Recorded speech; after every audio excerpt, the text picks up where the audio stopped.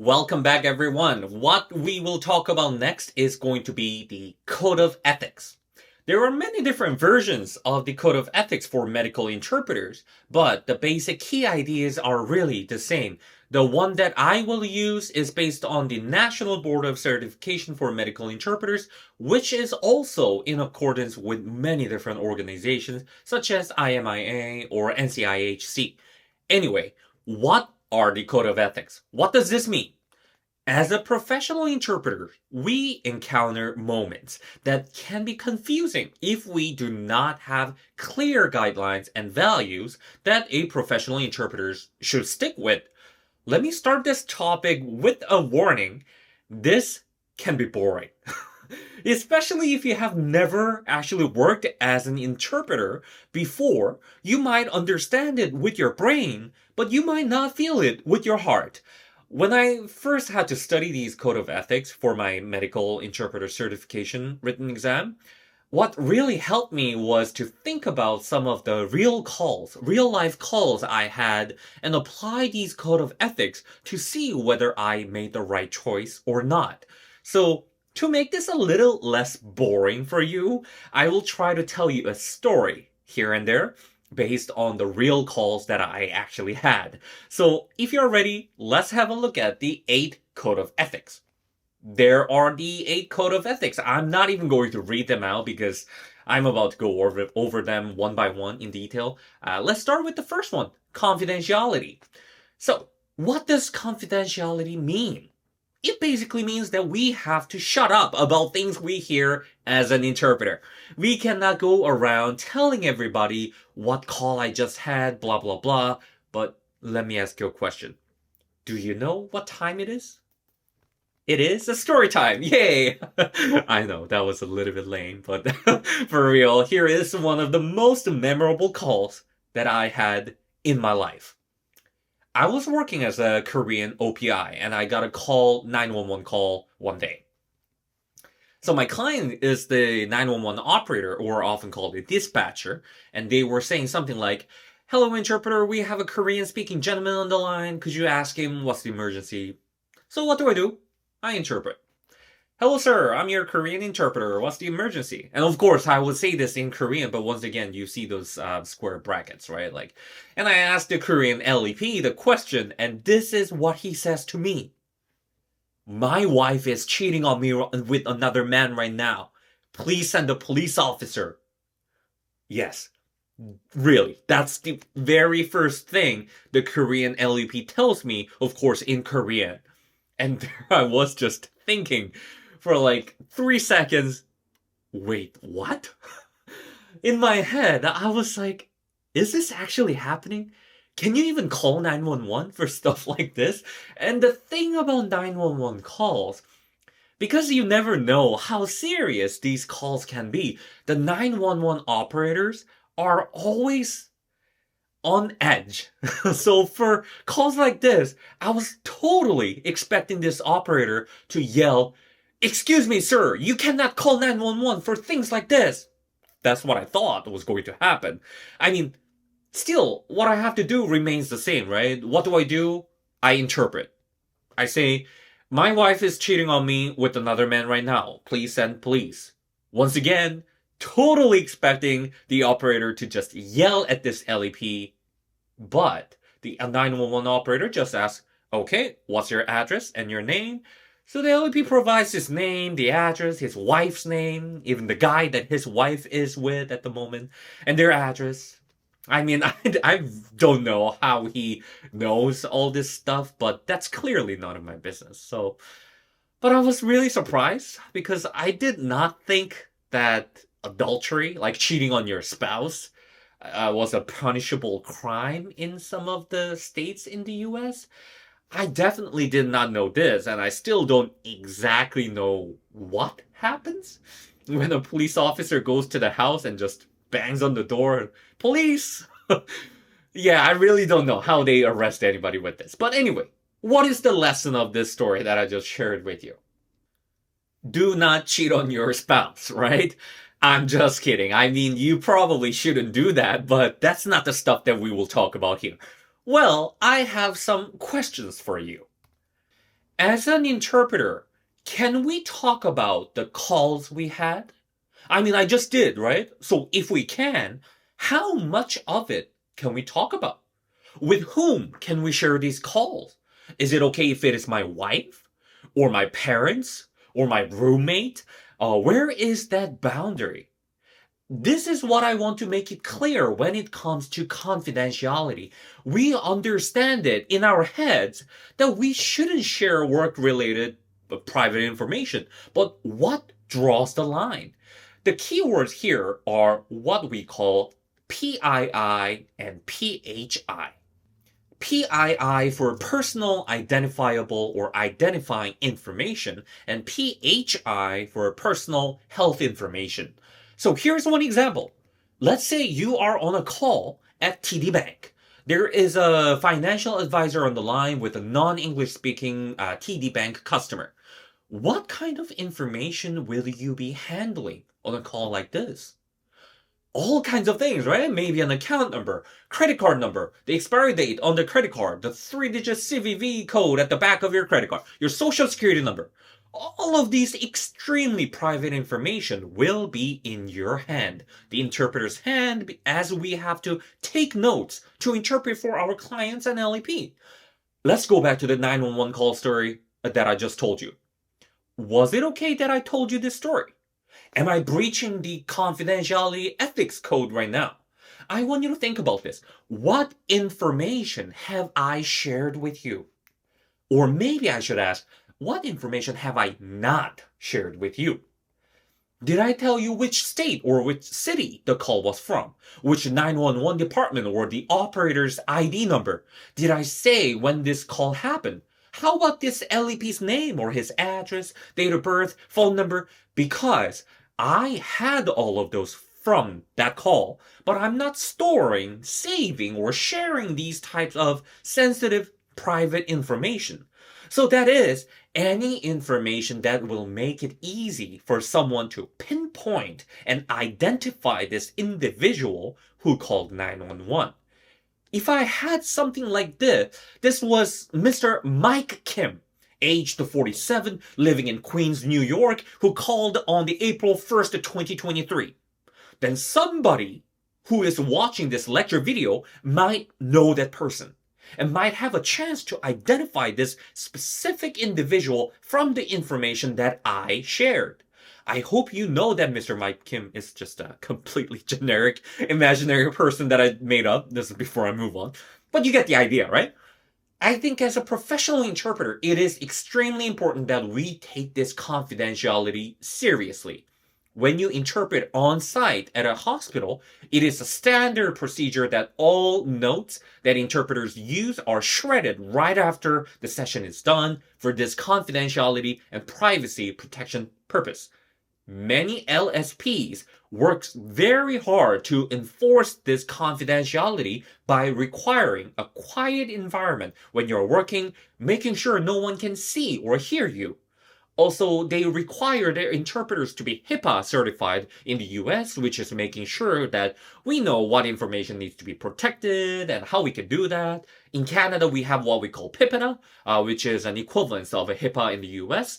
I hope this is all clear, and I hope you enjoyed my story. There will be more.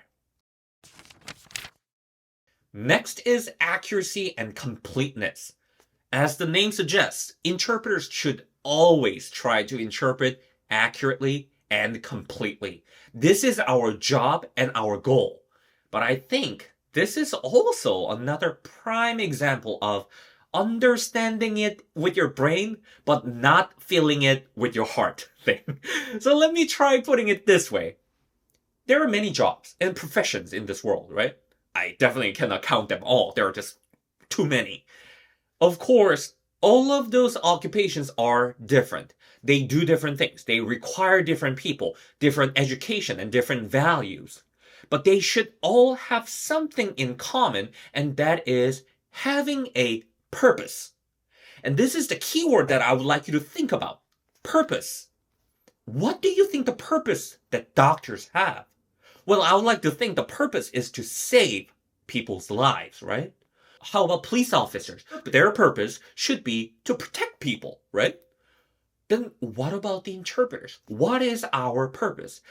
I believe our purpose is to help people understand each other. And we do that by providing accurate and complete interpretation. In other words, ensuring accuracy and completeness is the most important part of our job.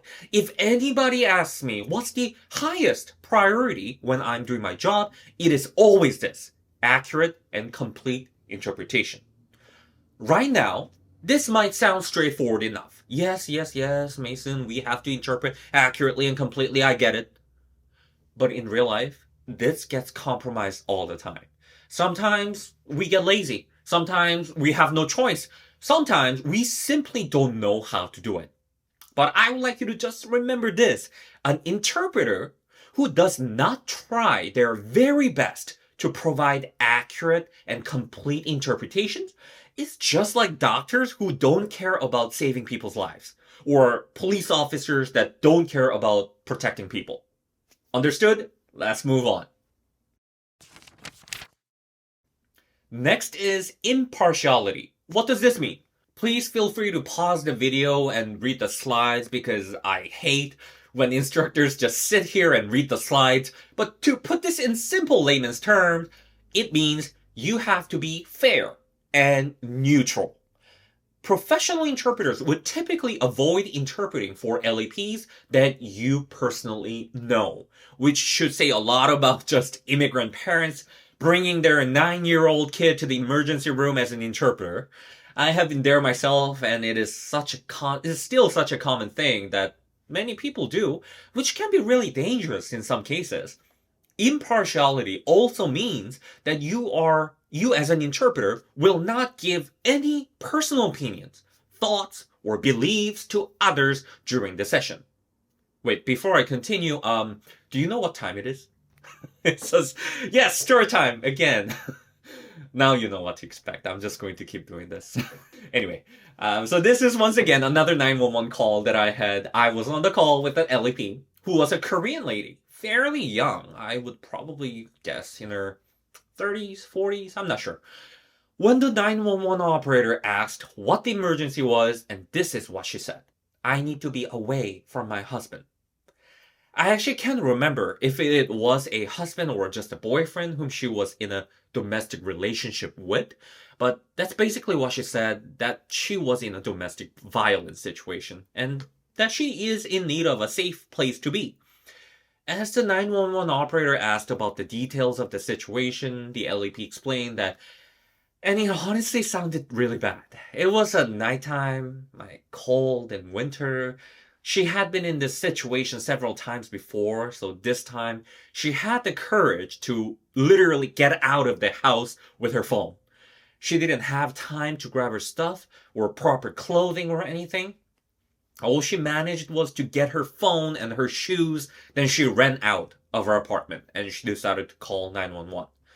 So when I get on the 911 call as an interpreter, what would happen sometimes is that they will get a police officer in the scene and transfer the line to the police officer so I can keep interpreting for them. So eventually the police officer got on the scene and I was now interpreting for the same LEP and a police officer. After asking a series of questions, this police officer asked this question: "Ma'am, do you wish to press charges against your husband?" And when the officer asked this, and of course I interpret this to the LEP actually hesitated for a bit, and eventually she said no. And when she said no, and I interpreted saying no to the officer, the police officer said this to the LEP: "Well, then why did you call the police?" That's what the police officer literally said to this LEP. I still so clearly remember this. I sat there hearing what that police officer asked and thinking, is this person serious? And honestly, I got so angry. Like, this LEP who just basically ran out of her house in a blistering cold winter to avoid being abused by her husband. She can't even speak English and still had to call 911 to ask for help. She had to have so much courage to do this. And that's what the police officer has to say to her. I straight up couldn't understand why they would even make such a remark in that moment. And a part of me really wanted to just say this, like, to the police officer on behalf of her, like, excuse me, hello, what kind of question even is that? That was such a stupid question, blah, blah, blah. What's your badge number? I wanted to. I really did. But I didn't. I was mad, but I didn't show my emotions. I wanted to speak up for her, but I didn't because that's not my job. What is my job here? I interpret. So I interpreted what the police officer said. Well, then why did you call the police? And to be completely honest with you, I did have to tone it down a little bit so that it was not as aggressive as the officer sounded like. And I did so with a slight pause before my rendition. I would like to think that maybe gave that police officer some time to think how insensitive their question was. I really wouldn't know. This honestly isn't something that I should have intended to do, but in that split second, it just happened. When I asked her why she called the police, and she basically said something like, well, I don't want him to be in jail, I just want him to stay away from me. I've had a fair share of this kind of domestic violence, legal counseling, trauma counseling, stuff like that as an interpreter, and this is sadly common that these victims don't actually want to proceed with legal actions. After this, the police officer was actually being quite nice. The LEP ended up getting some help from them to stay protected, and it was a long call, but still a very memorable call for me. Coming back to what I was talking about, impartiality. Staying in the middle, not siding with one party. This can be a lot harder than what you think. There are so many times I just felt like not interpreting for this person who was a criminal, who was extremely rude, but being able to keep that composure and not letting it affect how you interpret, it's something that I think everyone will have to work on constantly as long as you work as an interpreter. This really depends on your day and your mood too. If you have been in a similar situation that the LEP is going through, you might have not been able to handle this the way I did. If this was something that affected me more personally, I might have done something that I shouldn't have done. Once again, this is why it is a code of ethics, and that code exists because we are humans. Humans are not meant to be perfect, but we can always try to be better. I would like you to think about that. Always think about that when you work as an interpreter. Next is conflict of interest. What do I mean by this? In simple terms, don't use your power to get something else that's not for you. For example, you could be on a call with a financial advisor and an LEP who's trying to look for ways to invest. And this financial advisor might say, ma'am, I have this amazing stock called Apple that I think it will go up 500% by next year. You should buy some now. As an interpreter, it would be unethical if we decide to use this information and buy Apple stocks after this call. To be fair, will anybody find out? Probably not, right? But obviously, you wouldn't want to ask this financial advisor at the end of the call being like, excuse me, what was that stock that you mentioned earlier? Pineapple? What was it? I'm obviously giving you a very simplified, unrealistic example, but understanding the confidentiality we talked about earlier, we have access to people's sensitive private information. If we do not carry a rigid benchmark to tell us what's okay and not okay, your unethical behavior actually might have a legal consequence one day. We don't want that. Next is scope of practice. What this means is that we will deal with what we can deal with. You could be interpreting for medical professionals, attorneys, judge, or maybe business related. It is important to be equipped with the knowledge, but it does not mean we have to do their job. So typically, if a patient asks what an appendectomy is, we are not the one to explain what an appendectomy is. We are there to ask the doctor to explain what the appendectomy is to the patient. Some LSPs might draw the boundary between qualified interpreters and certified interpreters, especially in the medical and legal fields.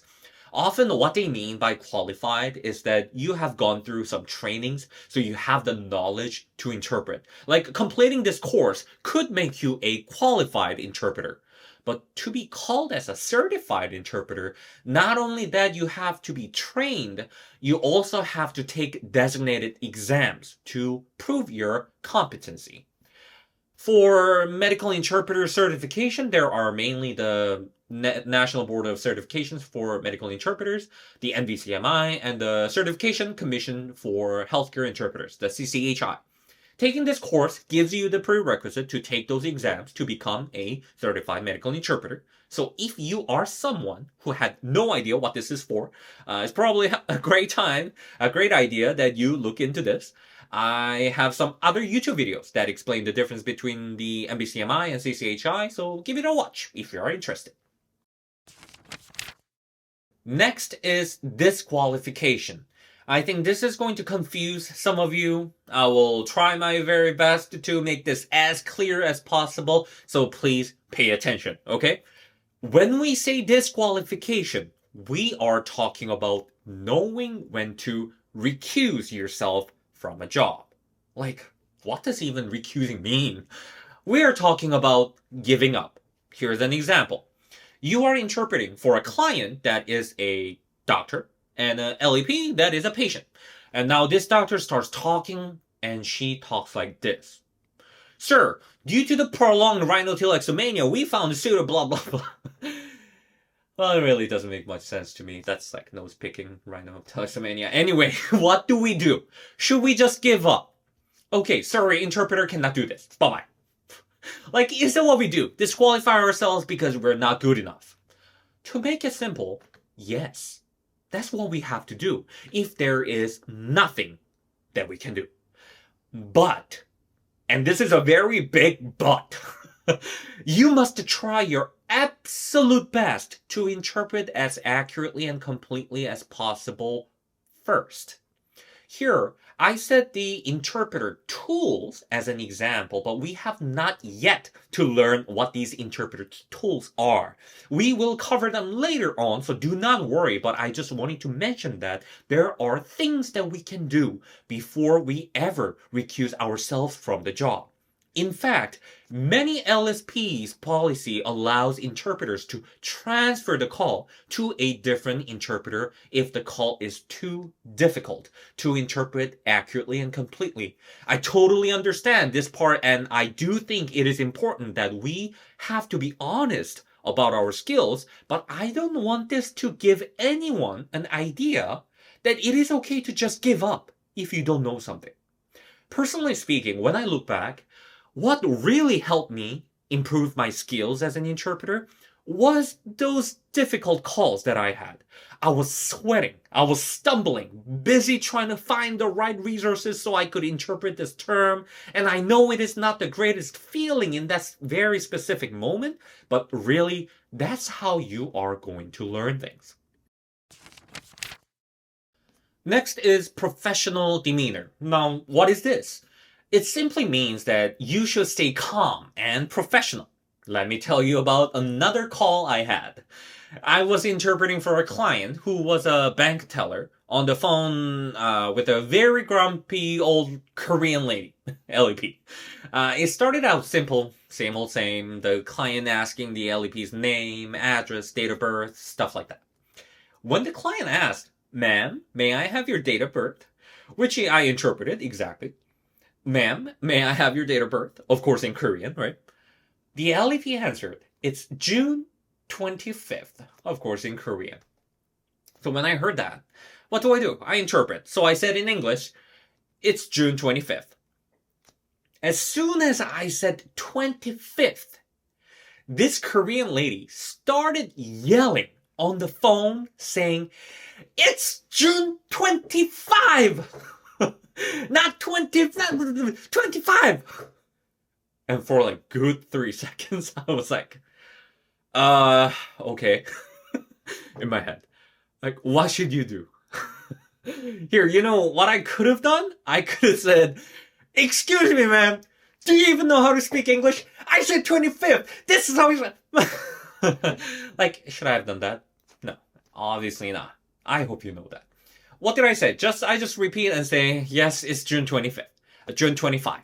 The client understands it just fine. There is no reason for me to raise my voice over nothing. You might think like, oh, no, I can't lose to stupid people like that, and I have to make it right when I know it's wrong. You might think that, but trust me, from my experience, a lot of the time this remote interpreting work, whether you are working as an OPI or a VRI for an LSP, your job is very much like a customer service job. Yes, you are providing your interpreting service, but that service is towards our customers.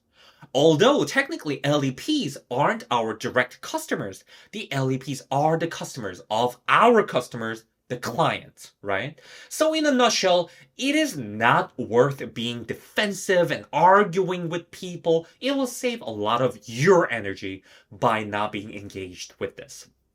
Of course, there are certain things that we have to do our job. For example, if this LEP kept interrupting that everything that I interpret, I can explain the situation to the client and politely ask the LEP to not interrupt. That is something that we can definitely do. But the bigger idea that I want you to remember is that we don't want to yell back at somebody because they are yelling at us. Trust me, it's most likely that you will never see this person in your life ever. Just let it go. It's not worth it.